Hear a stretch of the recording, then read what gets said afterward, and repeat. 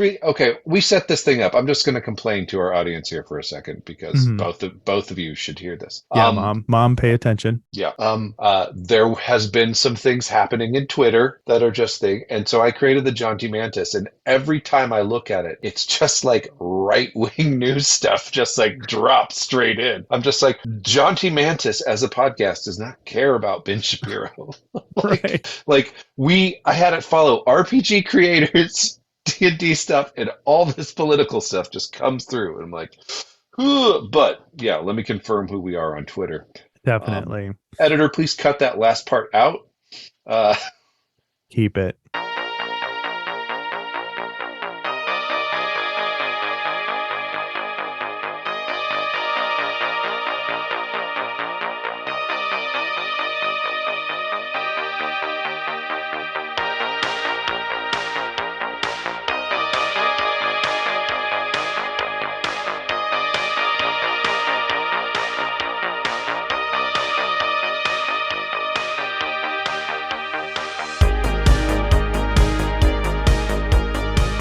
All right, welcome to the Jaunty Mantis podcast. This is a podcast about creative questions for curious gamers. And Matthew Herzberg. Are we using our real names? Shit. yeah, I think we are. I have nothing to hide. I'm Jesse Sauer. Okay, Jesse is my best friend and hetero life mate. We have been gaming for, gosh, almost our entire lives at this point. And yes, that's exactly what you wanted, is another gaming podcast with two 40-something straight white men.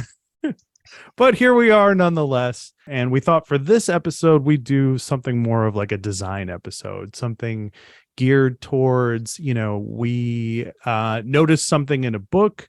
We decided to talk about it and expand from there. So that's the gist of it, right, Jesse?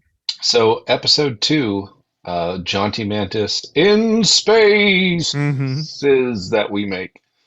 All right. So today's episode is about wild spaces, creating spaces, correct, Jesse? And what was the inspiration behind this episode? I think just something that we had talked about. One of our favorite things when we had a lot more time uh, was to go to the Deluxe Diner, Rip King, in Chicago, Illinois, and drink coffee, endless pots of coffee. I would eat a Mhm. Franchise because I hate myself. And then we would just like riff like we're doing now and come up with worlds. And so we have some that we sort of created, never did anything with, and thought those might be the core of a great space Yeah. for a wild space sector for Spelljammer. Yeah. I don't have my thumb on the pulse of anything, let alone the gaming community, let alone the D&D gaming community. But the few points of exposure that I have had is that a lot of people have been upset with Spelljammer and their lack of inclusion of certain content. And I think that spaces is one of the big things that I personally would have needed. In a book is like, give me everything I need to create some weird, fucked up, awesome, sci-fi fantasy stuff in space. Give me guidelines for planets, give me guidelines for phenomenon, give me guidelines for all kinds of stuff I can throw at the party so that I don't have to come up with all of it myself or start looking for it online. And this reminds me of, and this is going way back here. This reminds me of the D20 version of 3.0. They made a version of it under the D20 license, the OGL. It was the Farscape role-playing game. Farscape was one of my favorite TV shows, and my friend here organized, a gifting of the official book. I was overjoyed. The funny thing about the Farscape D20 is that it contained so much extra, like, I guess you would call it lore or information about the universe that was not canon whatsoever, which was A, hysterical, and B, very helpful, because if I wanted to, make a planet or plan something to happen in space, I would just look in this book. And was it the best resource ever, the definitive resource for space phenomena? No, but it was a great starting point. And so that's really what I was looking for in a Spelljammer book. And I think that the spaces that they did provide, they're pretty good, but it's so limited. Yep, I think Yeah, that game was at least as accurate as Peace Keeps War. And Yeah. so one of the things I thought about with this is just like, so what gives a good hook Hmm. for a DM to present a situation in an area for players? And I thought about this in like, retrospective. If you're familiar with gamers of a certain age, will remember like the description of an area. I think Rifts and Palladium books were super egregious with this of just like, how do you start to describe a town or a place or a city? Well, you have an elaborate breakdown of the percentage of the population of each species, Hmm. which has got to be one of the most like useless pieces of information Yeah. to ever write down. Like, who needs to know that 12% of the population are dwarves?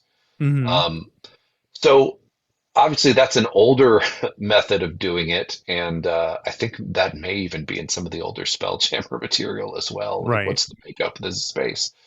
But I got to think one of the I don't know if I have my pulse on the community, but I do have a lot of RPG books. I love collecting them and reading them, and as I'm a parent, I don't get to read fiction anymore because I'm just reading gaming books in my reading time. And one of the guys who I think does this really well is the master of Kickstarters and also the master of I think Sandbox Gaming. I don't know if you could technically say he's OSR, but it's Kevin Crawford Hmm. of Sign Nominee, Hmm. who's published books such as Godbound and Worlds Without Number and Stars Without Number, um, amongst others.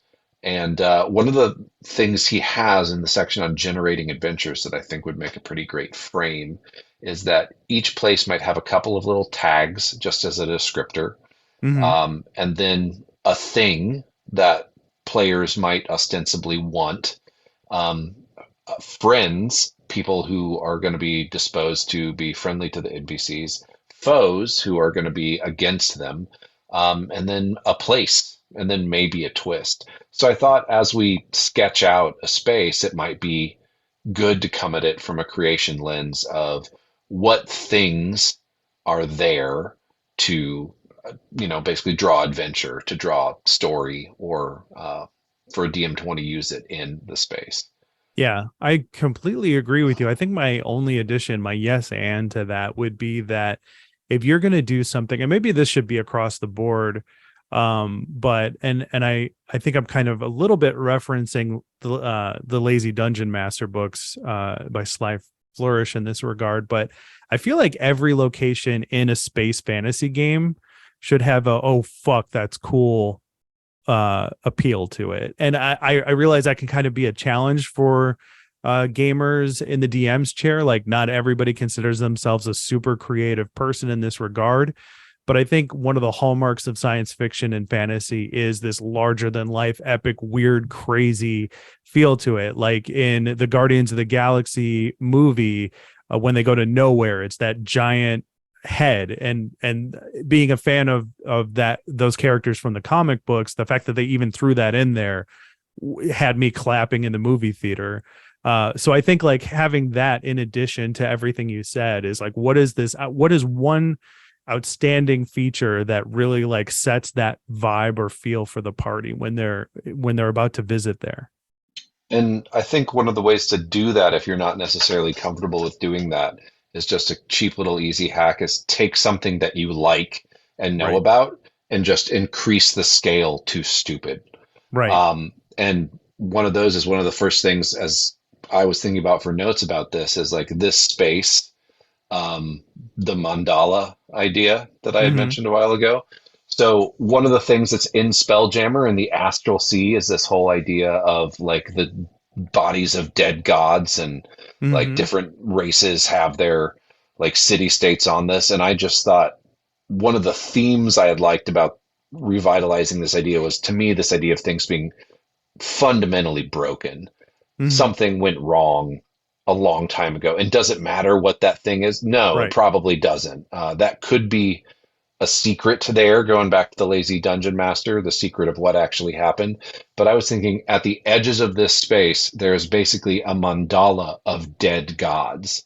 that sort of Mm. ring this area of space as if the whole pantheon in some sort of murder suicide pact or tried to do something that just fundamentally broke this area of space and their corpses lie floating. And that is a great entry point because, you Okay. know, those have been colonized by survivors or whatever. And so you might have different factions on the different gods. And that's just a point to start Right. kicking this ringing of petrified god bodies that aligns perfectly. If you see it from high above, it makes a mandala around this Gotcha. So bleeding rent in reality. I don't.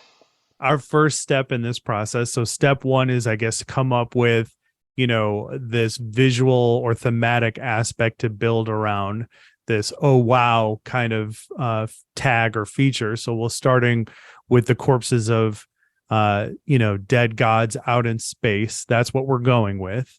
So that's step one is we want to come up with that cool vibe factor, that great image. And that's our image we're starting with. That's step one. Um, that that's in play. The area has been colonized. That's the concept we're working with. What's next after that then? Is it the reason for the party to go there, or is there another part of it? Yeah, I think we like. I don't know if you agree with me on the theme, but I love this theme of broken because it lets you get super weird. And so, as far as like a reason for the party to go there or a unique feature, the one of the ideas that I had, and this kind of goes back, we're sort of cribbing off a thing we talked about a while. Should we just talk about Yeah. the old concept real quick? Yeah. We had this idea of a world that had been like built as a test world by the gods for them to try different things out. And the entire world was basically like a giant tower of columns where there was a different biome in each one, and there were stairs inside the columns that let you travel. But don't dig a hole because you'll punch through, and then all Mm-hmm. the water on your level will drain out. And some of the staircases were broken, and the gods had abandoned this, laboratory of creation, Mm-hmm. uh, if you will. And I would like to point this out. We came up with this before they did it in World of Warcraft. So just before we knew what the Titans were in World of Warcraft, we came up with this idea. It's probably Mm-hmm. not original, very zeitgeisty. But so I think that idea of this laboratory of creation, that something went terribly awry and is now broken. And that led me to thinking about that. What is a thing that's unique, a thing that people might need or reason to go there? One of the things in the DMG, talking about the other planes, is that there is no permanent portal. Like there are no portals to the far realm Mm-hmm. where madness and change and the elder gods sort of live. And I thought, what if these gods who are now this mandal of corpses just fucked up so badly that at the center of the core world of this, there is a permanent portal to the far realm that just Mm. seeps mutating change and madness into the broken, fortune cookie shell of this world. Okay, so the idea is that the reason for the party to explore or come to this place is this storyline of you know godlike misfortune in this experimental world that has a portal to the far realm in it. So that's our part number two. That's our reason for the party to go there. Yep. So we can seed this fantastic um, phenomenon, this place with that aspect. That's your throughput. You can design an entire campaign around that, right? Like Yeah. I figured that goes beyond location. The massive scale of this is like the reason for the party to go there is that there's this storyline or this thematic throughput, and you get it right from that opening visual, right? If you're in your Starjammer and you're entering the system and there's all these, bodies out in space, but they can see it from a distance, but then as they get in closer and closer, it's revealing this story as you get into that main part of the system, right? Yep. Okay. So then what is step three then after we've come up with our reason for the party to go there? Well, I mean, that's why would PCs need something from the far realm or something far realm related, or they need to, this is the place to go. So then we would probably need to think about friends and foes. Mm-hmm. Um, One of the things I think that this is a great time for Spelljammer, at least the older versions, is the whole idea of if you're playing an officially licensed D&D, you've got the mind flayers, right? Who Mm-hmm. are the spawn of the far realm, and they're probably all over the jagged asteroid rocks of this, and um, you know, that's a thing. As you could even make them friends. They've got plenty to eat. I don't know. And Mm-hmm. so friend or foe, but that's just a group or an organization that's out there. One of the things we had also had is like, and this kind of gets into 3.5 cosmology a little bit, but we had talked about the idea that there was a gravity like field inside to the sides of the column or to the sides of this, experimental world tower. And so anybody that fell off the side fell Mm-hmm. through and then fell back up and fell through, which is hilarious because that ties into the way gravity works on a spelljammer. Mm-hmm. But being unable to move, they would then get stuck out there and eventually expire. So, since the ecosystem was so wrecked, the only really building material was bone from just this like planar, think of the rings of Saturn of just bone that rings the sort of central sphere of this world. Um, and we had also had the idea of like a group of like necromancers and bone ships who basically just like ply this like harvesting bone, and those I think would be a really good friend. Mm-hmm. Um, Mm-hmm. Yeah, and then as far as enemies, you could make it that, since we're talking about these bodies of these deceased gods and they can be inhabited by much smaller creatures, you could make a cult that is worships some aspect of the pantheon that all of these gods belong to, and that their death meant a very specific thing, and you could make different factions of them that live on each one of these different dead gods, or maybe a few of them. That's where their home base is out of, and this is a sacred space for them because they have some sort of plan in order. Maybe it's to bring one or two of them back, or maybe it's they figure that that they need to complete the gods work in this environment, right, on that planet, and they're just all they need to do is find what is essentially that button to finish the process, right? And what that means is different according to each sect of this cult, and they fight amongst each other. They have loose alliances with each other, and so they're constantly monitoring this world, patrolling its orbit, interfering with things that are trying to happen on the surface. So you have these allies who are trying to harvest the necromantic aspects of this world, the bones, the death aspect, and they need protection, they need resources, they need like all the sort of things that go into like a D&D game essentially in between the fights, right? yeah, yeah.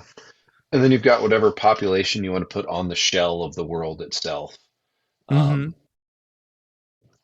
they're obviously probably going to be twisted in ways Mm-hmm. because they're next to a stable opening to the far realm. Mm-hmm. Um, so I don't know. I mean, you could go like I always like to take the trope and try and turn it on its head. So if you had like twisted mutants, like maybe they're I don't know, they're very cosmopolitan, um, Mm-hmm. and like comfortable with their mutation. Yeah, so basically we have a couple factions at play. We have a thing that they want. We have a thing in the center of the world that the PCs might need to find to go or have a reason to go there.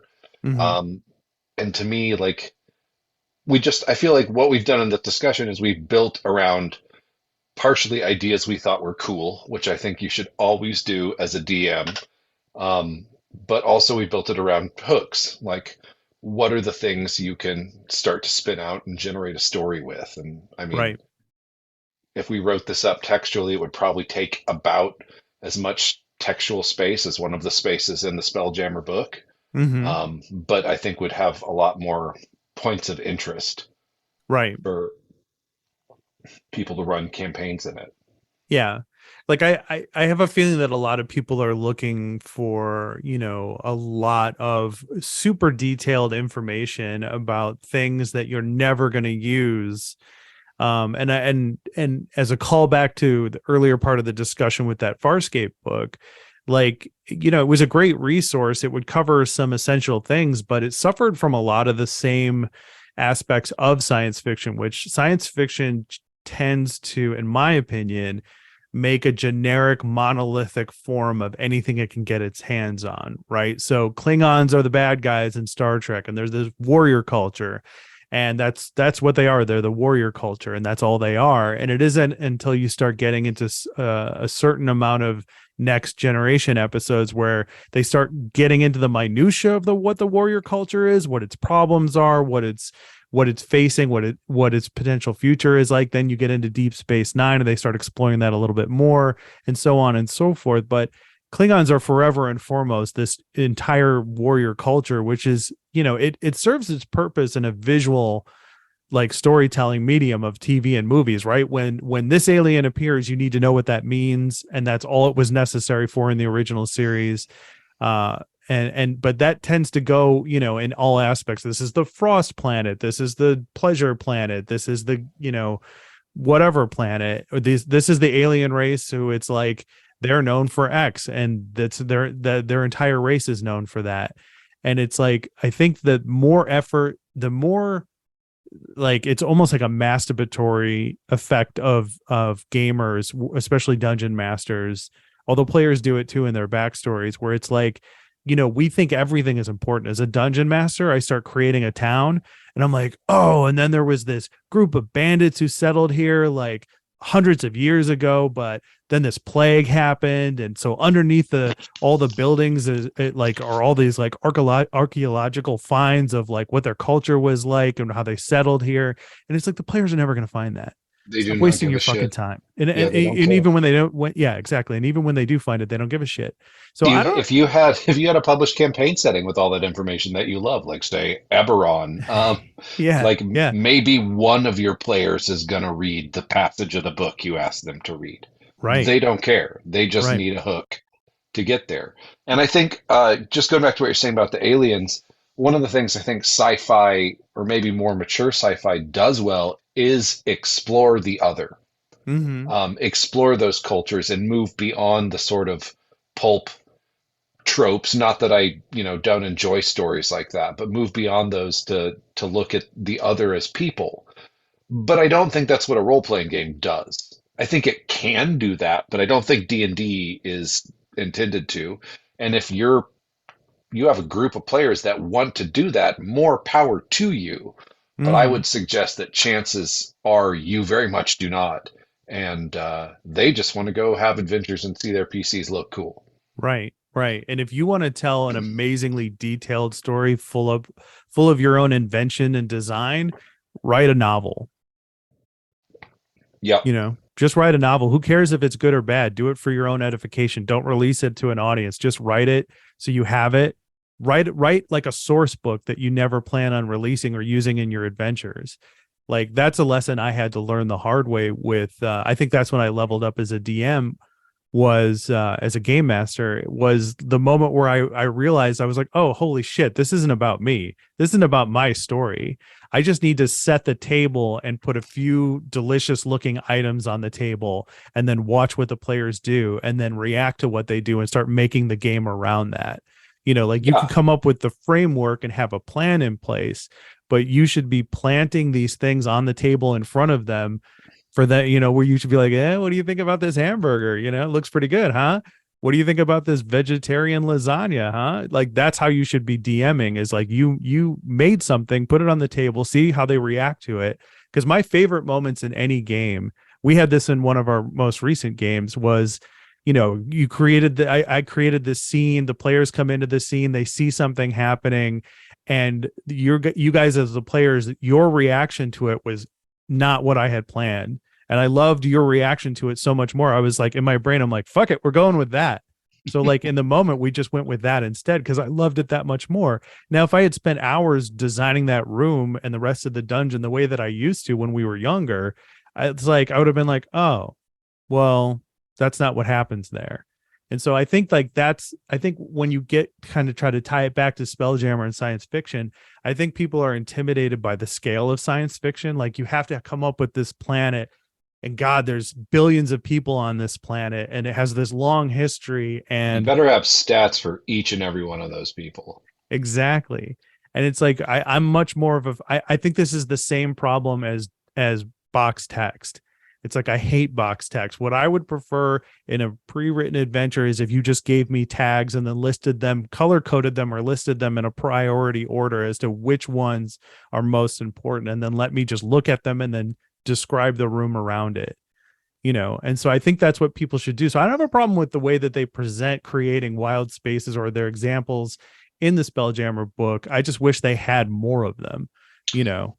Yeah, and to even the two, like, I mean, I like them. I thought Doom Space was cool as an idea, but there weren't a ton of hooks. Right. It was just a description of, like, this thing happened in the past, and now these people are here, and these people are here, and these people are here. Like, there's the one moon or whatever that's just covered in mountain, and there's brogs there, and I'm just like, okay, Mm-hmm. well, then I wouldn't want to go there, right? Because those are like four-armed giants that were originally in Dark Sun and could, like, probably cite who? Okay, who? Why would you go there with brogs? But, like, I mean, the way you could twist that is, like, there are brogs there who, protect the most productive diamond mine in this region of the astral sea.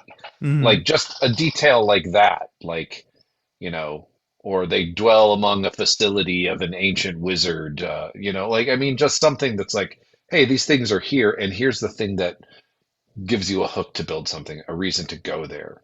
Right. Um, yeah, what you're saying about leveling up as a DM, I think sort of the same thing. I think box text is the reason.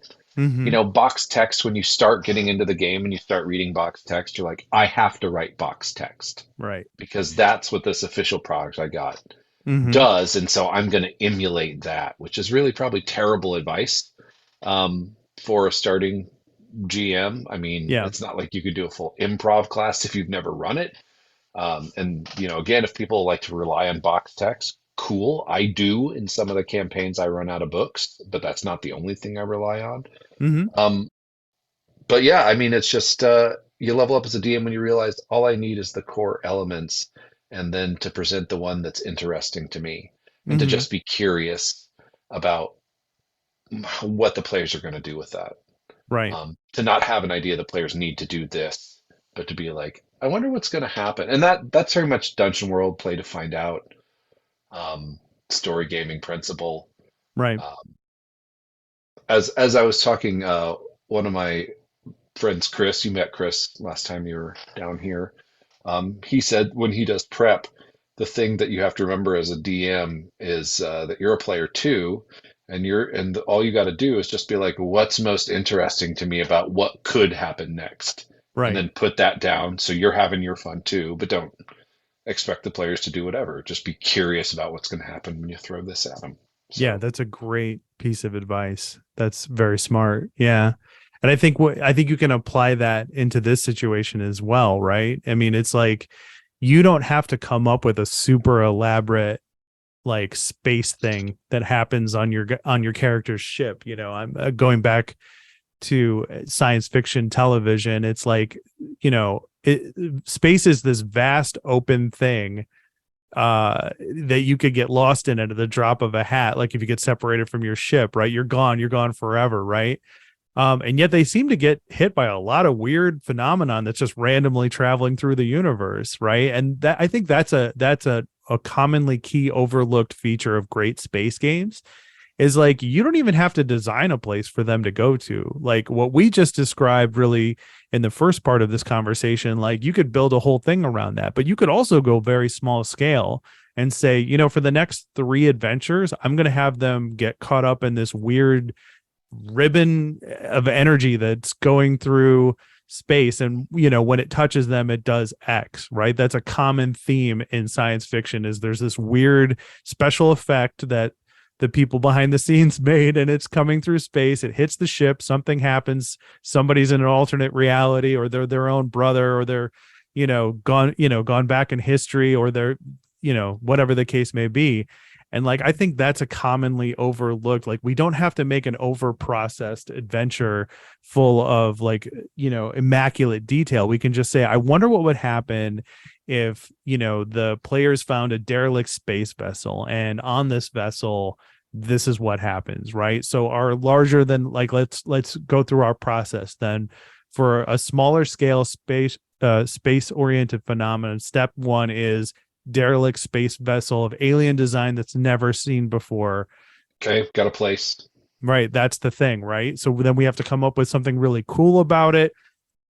We'll steal from science fiction. We'll say it looks like a giant obsidian egg, and we'll say that we need to bump it up a notch. So we'll say, like, part of it is destroyed or erupting or has erupted from a volcano or some kind of explosion inside of it, and it's surrounded by orbiting shards of super sharp obsidian, and there's a faint glowing source of energy inside of it that, when approached, burns really bright and then fades out, right?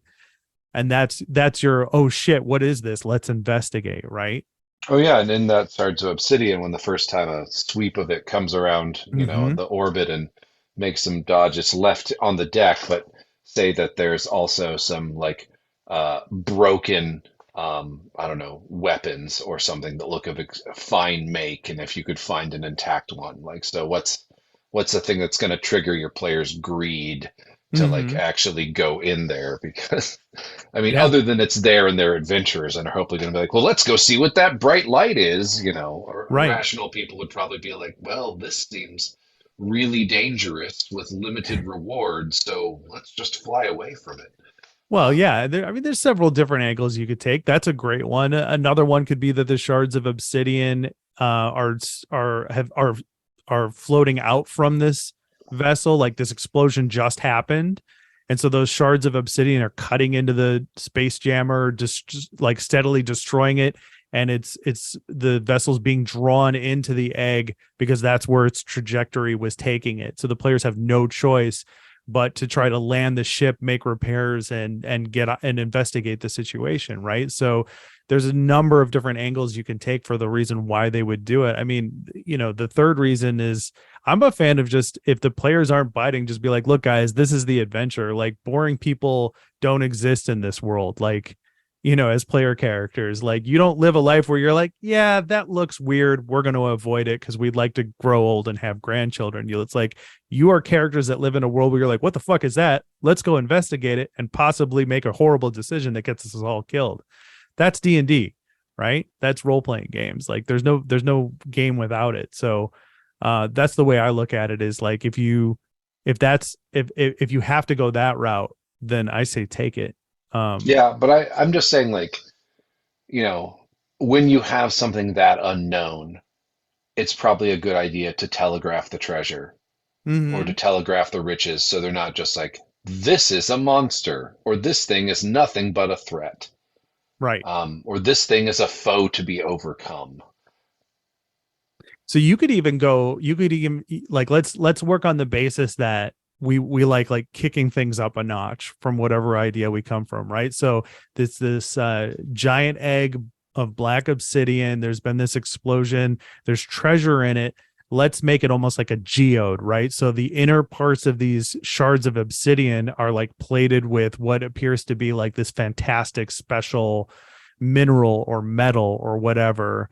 You could even go like a giant Fabergé egg, even, where it's like, it's very valuable on the inside, and that's enough to coax the players to go investigate, like, the promise of, riches or treasure that needs to be investigated. Yeah. Okay, so And what's then step three? Okay, go ahead. And I mean, other things too is if you want to talk about friends and foes, you take the same idea and someone that they know who's on another Spelljammer crew runs into them and says, their ship was taken in by this thing. Hmm. So there's a friend. And the thing is, their other friend that they know from before, an NPC who was on this ship. So that's why we got to go there. I mean, like, it doesn't just have to be random. Like, it can be, Hmm. as a random encounter, sort of. Well, there are no real random encounters, are there? Right. But Yeah, I mean, like, just if you think about that, like the friend, the foe, foes, like, what's a foe? The pilots of the ship, the inhabitants, another raiding party. Mm-hmm. Um, like the energy itself is some sort of para-elemental thing that's like an angler fish. I don't know. Like, Right. Yeah, the glowing from the egg could be a source of radiation that is slowly killing the party and they don't realize it yet. There could be creatures that were stored inside of it. It could have been a giant floating prison that some ancient society or world put all these things in here and just threw it out into space to get rid of them. you know could um be full of space clowns. could be full of fucking space clowns, the most terrifying of all space-based monsters and enemies. Yeah, for sure. So there's many different routes you can go. But I also So want to, I think the question though is like if you're just kicking ideas like yeah. we like to do, um, the question that you then ask yourself, I think is the next step is which one is most interesting to me? Okay, elaborate. Like of all those ideas that the one that I was like, ooh, neat, it's an ancient prison. hmm Like that's the one that's the most interesting idea to me. So, you know, like what then do we step back? Like, so that's the place. It's an ancient prison, probably full of ancient lore, hmm or, like the maybe some of these people had planned to be released before whatever disaster. So it's their wealth, their treasures are in there waiting for release. I mean, um, and maybe there was a riot, and maybe the people escaped, and now they populate it. The descendants of the escapees populate this thing. I mean, Right. you just take the idea that's most interesting, and then I think ask, what if, what if, what if, Yeah. with a lens of what's the thing that makes it an exciting place to adventure. Right. And there's so many different angles you could go on that, right? So if we're talking about the descendants of prisoners that were locked up in this thing, you could you can kind of jumping off of one of your ideas there, you could say that, well, if there were prisoners and let's say that this egg it's on a probationary route, right? Like they sent it into space, it goes off and eventually comes back to the planet on the idea that when it comes back to the planet, your sentence has been fulfilled, right? That's that, like they put you in a prison and shoot you into space in a clear route. And when you come back to the planet, your sentence has been fulfilled. Like that's how they do things. But this thing has been so far off of its course that these descendants, like the original prisoners, have lived and died and populated this egg. And there's these certain percentage of the descendants are from prisoners who came to the conclusion that what they did was really bad or was bad enough that they came to terms with it. And they were like, you know what, we need to be here. We brought this on ourselves. And then because things have gotten spun out of control, you have a certain population of these alien prisoners that are enemies of the party. And then you have a portion of them that are sympathetic to the party because they're like, look, we through the generations we have developed this culture to keep these people here because we're never getting back to that planet, so our whole existence is around like keeping them in this prison, and now they've found a way to get out, and so like our whole life is fanatically devoted to like keeping the status quo on this egg, and those are your potential allies for the party then. Yeah, I love Great. it. And then you could start to think about, then where I would expand that is like, so next step that's interesting to me is like, so what would a player from this place be like? And Mm-hmm. this, do you want to get into that whole conversation about class design since we're having a design conversation? Or do you want um to save that for future? I think we should save class design for future because I think the whole point of this episode is like, as what would we do with the concept of spaces in a Spelljammer book, right? And so our first example is that like epic scale whole campaign is based around. The second example is like an individual like maybe a series of games, like something that they can run into. It doesn't define the campaign. It's a cool thing that it'll take up like weeks of playtime or whatever the case may be. And then I'd like to go with a third example, which is a commonly overlooked thing in science fiction games, which is like the weird twist quirky effects, right? And again, I'm going to go back to Farscape, but in Farscape they have a lot of like really weird things that just happen. They have an episode where everybody switches bodies, and there's a whole element around that story, but part of the fun of that episode is watching these actors portray these other characters as if they're being inhabited by them, right? And so I'd like to do that as our third example to kind of round out the episode, is like, let's take our design from that, campaign to event, multi-session event, to this is something that can happen in a session, right? So what's a weird, fun thing that you can just throw into the mix that's very sci-fi, just to kind of like put that layer of like frosting on the game that you're looking for, right? So you have your normal adventure. Let's say it's just a standard space adventure, right? Like, let's say it's a heist, right? It's a space heist. But the twist is X, right? So this is our third example. We're dialing it even further in the example, right?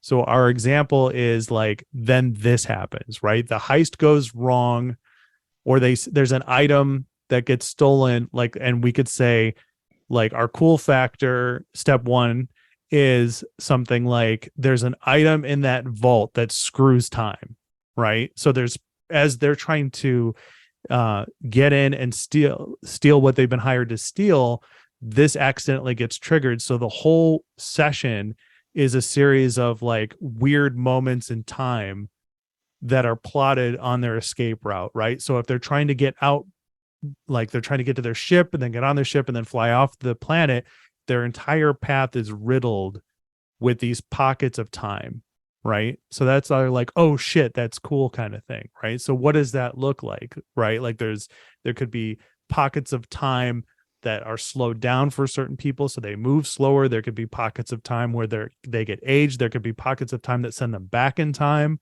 You could have somebody run into a spot on the platform and it puts them like 4 minutes back before they got there. So they're like watching as they're watching as their other self is running towards that part of the platform, and then they can look over and see what everybody else is doing, right?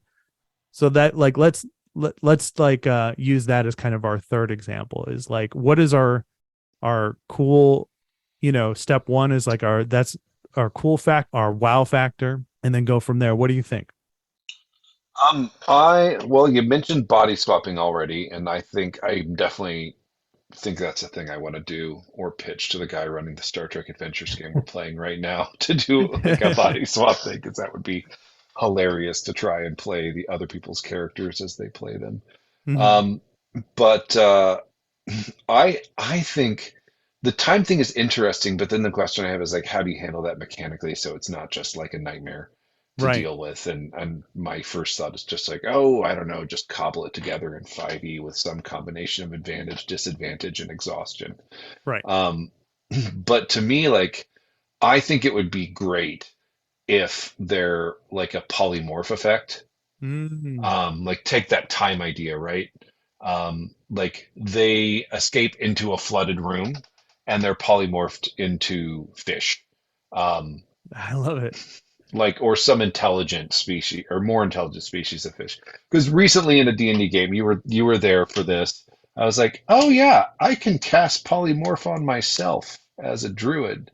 And I think it'd be pretty fun to be a T-Rex. And so, I read the spell description and was just like, you keep your personality in alignment, but you have the intelligence or whatever of the thing. So I was like, well, now I get to play my character with an intelligence of 3 or 6 or whatever the T-Rex was. So it's like, Mhm. I'm big, I'm still me, but I'm not as bright as I used to be, and I'm not going to do a lot of strategic thinking. And I think it'd be fun to pose challenges to those. So with the time thing, the first room is water and they're Mhm. fish. And then they're kind of like a lizard thing. And then they're a Love it. monkey thing. And they're like evolving as they go through the rooms of this dungeon Oh, to I love it. escape.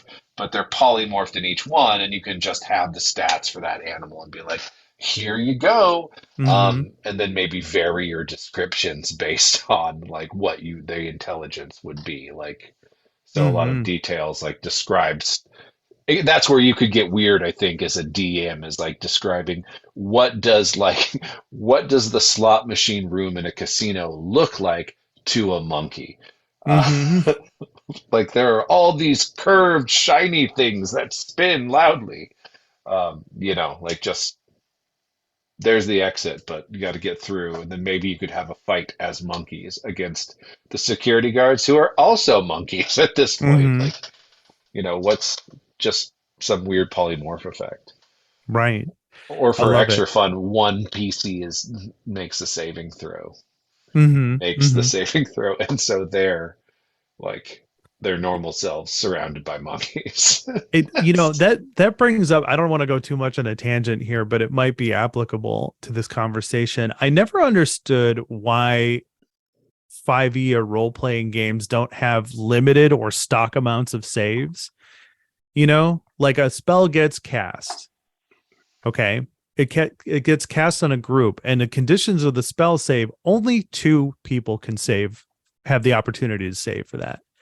And I never understood why that wasn't written into spells. Like, is it because it's perceived as not being fair, or like could higher level spells be made more like you take like a charm person, right? And you say, okay, well, charm person, when it advances in level, becomes charm group of people, right? Or whatever the case may be. And then you say, well, to make it more powerful, only a limited number of people can save from this. A Well, I more think I think as you level up and the save DC against your spell goes up, a limited number of people can save against it. I Gotcha. mean, like what's Sly Flourish says, like for in his horde rules, and I've been paying attention to this, it kind of tracks that typically no matter the spell DC, there's some off chances where you're like doing a con save against a monster with a con of 20 or something. But typically, a quarter of the monsters are going to make the saving throw. And it's Mm-hmm. sort of the same with the PCs. About a quarter of them are going to make it, Mm-hmm. and the rest aren't. And there's some variation, I think, to make it fair, but I feel like it's already that idea is already baked in. Gotcha. Um, if player agency, I could see players, especially players who are used to the way things are, which is, all of our group would Sure. revolt against that. New player would say maybe you could pull it over You on just them, don't but tell yeah, yeah. I them. mean, you just lie. Yeah, can you make a con save? And they say something, and you say, oh, okay, you didn't make it. Well, you Sorry. said, look, it's a different version of a fireball. Only three people can make their save. Only three people have the opportunity to make a save. The rest of you are going to get burned to the worst degree of this fireball. That's just the way it works. Like, I'd be a fan of that obscene amount of bullshit. Leave your comments, right? Isn't it? Leave your comments about how stupid and fucked up that is. But so okay, so step two, tangent over. Step two then of our space phenomenon as a part of an adventure.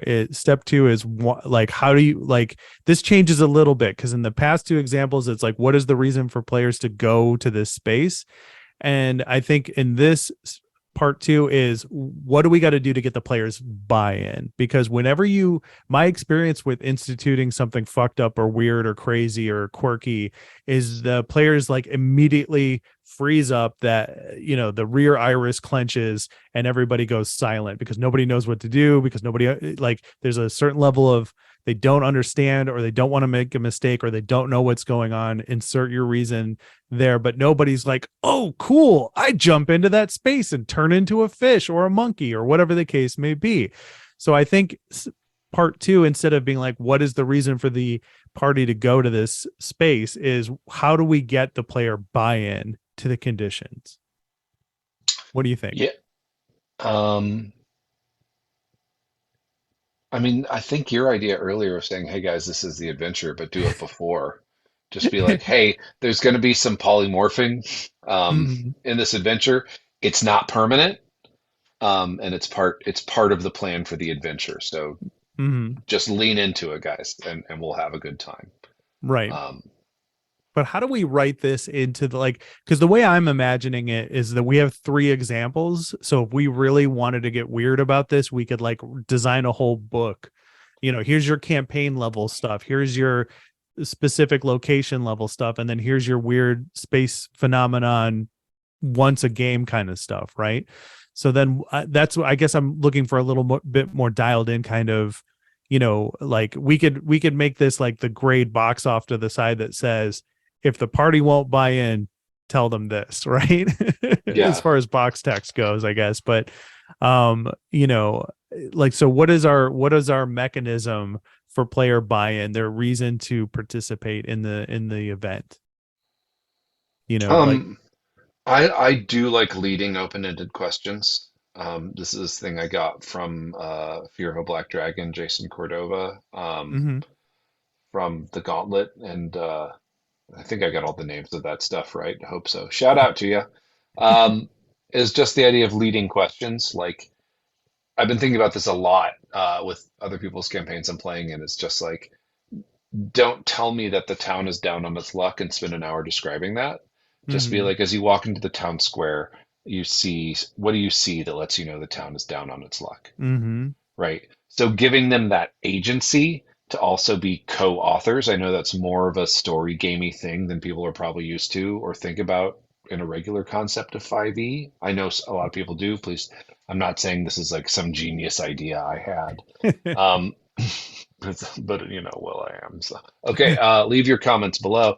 Uh, so you would just be like, what do you see that makes you know if you go into this water space, you're going to be okay? Mm-hmm. Like that sort of leading question. Like, I need you to go into this space to describe the weird thing that happens next, and you can go from it. But what do you see that makes you think it's going to be okay? And Right. then that, given that agency and that authorial intent to the PC or to the player themselves, I think might be a way to get them to buy into the weird. Right. Yeah. I use this, this came out of me just absolutely falling in love with Dungeon World. I use this all the time. And the first version I used of it that I really liked involved like a one shot in Dungeon World where the party had to get into these boats and make their way down the river to the location of the site of the adventure. And I said, you guys are in these boats with these guides, like there's a couple of other people per boat, and they're all whispering to each other about something they're really afraid of at the destination, at the forest where you guys are going to end up. Like, what are they talking about? And the players are like, what do you mean? I'm like, well, what are they afraid of? Like, what do you think? Like, and I turned it over to them. And again, it's one of those things where it's what the players came up with was way better than what I could have. And I was like scribbling notes to change what the big bad of the adventure was based on what they came up with, because I was like, I want to fulfill what they came up with.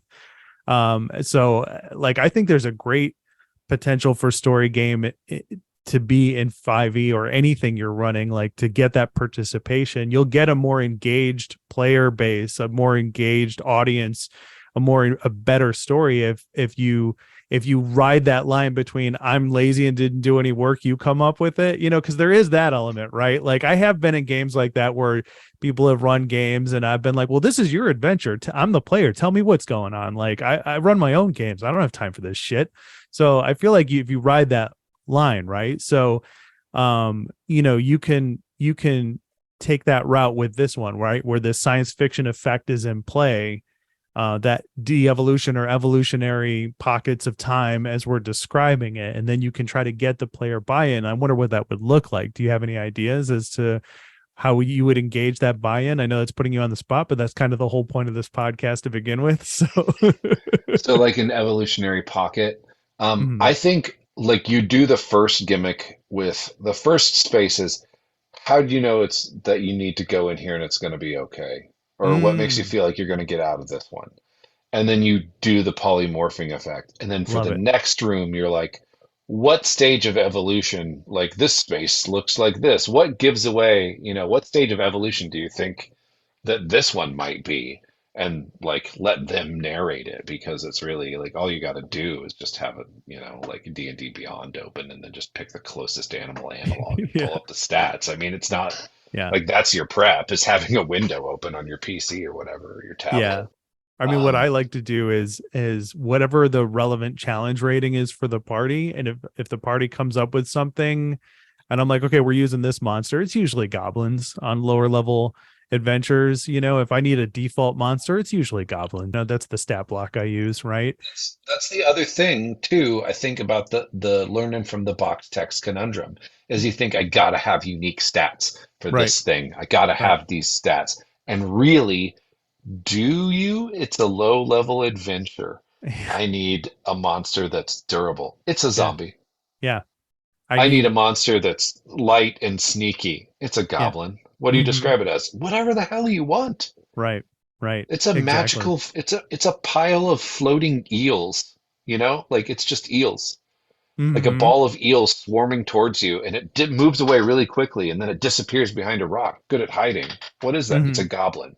It's Hmm. just a goblin. Right. So, All right. So then step three is allies and enemies. And this is a part I think where you can get really fun and creative with it. Because remember, this phenomenon is just supposed to happen in one adventure. Like the whole point of this is like, I want to run a heist adventure in a space game, but I want to kick it up a notch. I want to add a weird science fiction effect.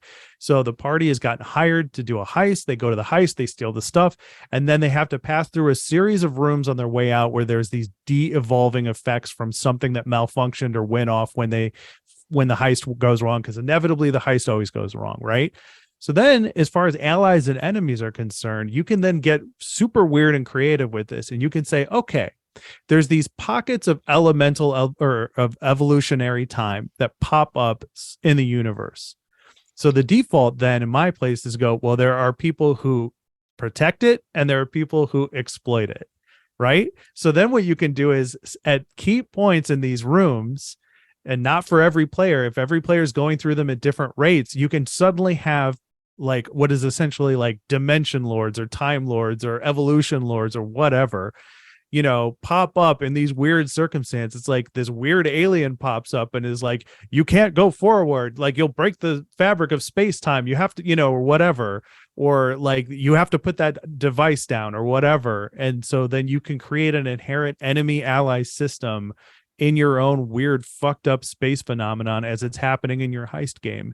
And yeah. it kind of writes itself. Like the base premise is like there are people who exploit it and people who protect it. And if you're The ever people who like, exploiting it are using it as a security system for whatever incredibly valuable MacGuffin that they love it. have. Like you didn't expect this phenomenon because the security is to make it easy for them to retrieve the artifact once someone steals it. So once the alarm is triggered, that's when it pops up.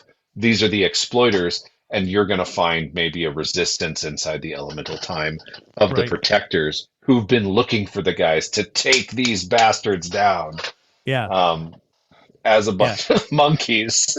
I don't know. Yeah. I Well, mean, that's the thing is like they could be slightly altered in the pockets of time too, and they could have devices on themselves that make it so that their layer of alteration is minimal, right? yeah, So as they're jumping from different pockets, like only their appendages are changing or certain aspects of them. And then you can get real fun where the players, once they take a shot at the enemies of that, they can like get these devices and put them on and then like screw up trying to figure them out while they're moving through these evolutionary pockets. And it's like you've got fun baked right into it you I just know love the idea of the party trying to navigate through a hedge maze to all Demetrodons. That's Yeah, for sure, for sure. I feel like when it comes to making a game, you really only need to keep with these like base elements, right? Don't and don't overthink it. Keep it simple. And I think a great way to do allies and enemies, or to up the complexity or interesting level of something, is to just be like, okay, like don't overthink this. There's whatever is the point of my game. There's somebody who's trying to exploit it. There's somebody who's trying to protect it, and you're good. Just go with that. And I think you can use that as a starting block for anything in D&D. Like it's a base theme that you can use it. Like if you've got 10 minutes to make a game, you're like, okay, they got to go here, they got to do X, it's a heist, this happens, great. So now I need to come up with enemies. Okay, so there's somebody protecting it, there's somebody exploiting it, boom, we're done, right? Like that's yeah. all the need to know you need to know, right? And I think, yeah, just going back to, I wanted to mention this earlier, but just to kind of, as we're sort of wrapping this conversation up, one of the things about like, we are both for the audience And shout out to Sly Flourish. I wish I could remember his real name. Mike Shea. Mike Shea, yes. Shout out to Mm-hmm. Mike Shea on this one. The 10 Secrets Mm-hmm. from the Huge 10 fan. Secrets. If you have not read, if you run games and you have not read uh, Zero Prep or Lazy DM Mm-hmm. by Sly Flourish, aka Mike Shea, go do yourself a favor and go read that. Get that book. Pay money Yeah, for it. Support him. yeah, Yeah. it will elevate your game. But those 10 secrets, you know what they tend to fall into in my experience as I'm writing them? They tend to fall into a place, a Mm-hmm. friend, a Mm-hmm. foe, a thing. So Kevin Crawford's one is just a more, I think, focused way to do it. Maybe in five, but I think one of the benefits from Shay's system is that then you have extra stuff that you can recycle Mm-hmm. um, later. So yeah, I mean, just who opposes them, who can help them, what is the thing that they want, and what is the place where it happens. That's Right. you can design an entire like wild space system based on that premise. You can design a strange cosmic encounter based on that system. You can, I mean, it sort of scales pretty effortlessly. Right. Um, Yeah. Well, it sounds like we have it. I think that's a pretty good roundup of everything we wanted to do. We didn't want to, we didn't want to set out to tell people to make a Bible, right? Like that's no good. We wanted to stay within, the context of making something light and accessible as it's presented in Spelljammer, because I don't have the problem with the way it's presented. And then we wanted to set out to give some examples of something, and we ended up with a large scale. We ended up with a medium scale thing, right? Like a campaign level, an event level, and then something you could just throw into a game just to make it interesting, because that's what sci-fi is. And our rules were, or at least our best practices, I guess, was step one, come up with the wow factor. Step two, come up with a reason for the party's buy-in or to go adventure on your in your at your site. And then step three was come up with enemies and allies to inhabit that system. And I think as long as you stick with that as your core, I think you're in good shape. Is there anything else you would add to that? no, I mean, I think that's it. Do the stuff, do the stuff that has a wow factor for you and that you're curious to see how your players will react to. Right. Um, and go from there. Right. Um, And this stuff doesn't have to just be relegated to a science fiction game. Like you can run an Eberron game and you can have like a something that happened on the day of mourning in Siri in the Mournland. And when your players return to the Mournland because they came from Siri, they can get to a vault, right, that they uncovered. And because of the effects of the day of mourning, like everything's all fucked up in that vault. It's like this pocket of magical disasters. I mean, you could just use what we just created now and throw it in there for the party to encounter, so that when that happens, Jesse can go, oh shit, we did an episode about that and now we're playing it, because I'm going to steal it because it's fun. yeah, I definitely want to steal the evolutionary pocket idea. Yeah. That's or not steal because we came up with it together. I want that to I want to use that.